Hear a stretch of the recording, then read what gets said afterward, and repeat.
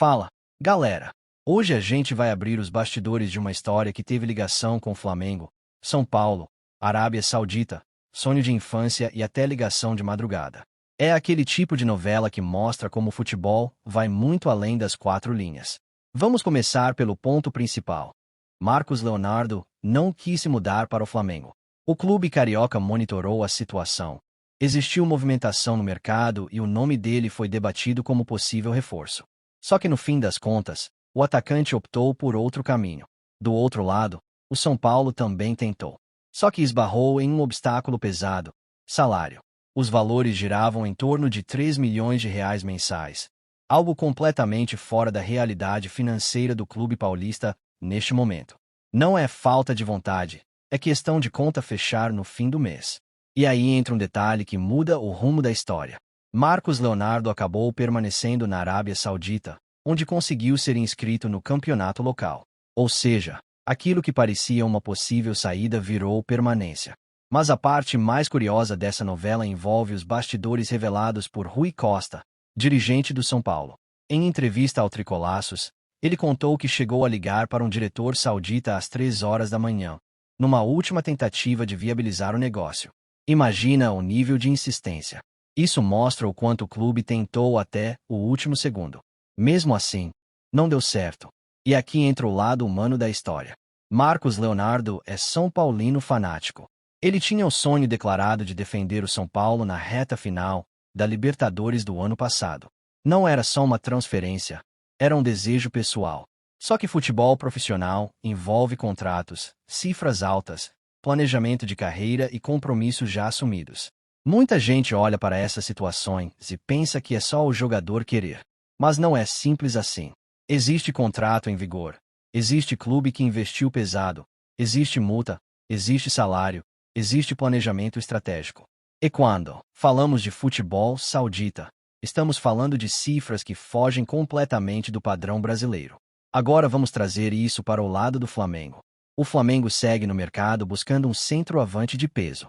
O nome de Marcos Leonardo surgiu como possibilidade em meio a esse cenário, mas nunca foi algo simples. E quando o próprio jogador não demonstra desejo de mudança, a negociação já começa praticamente inviável.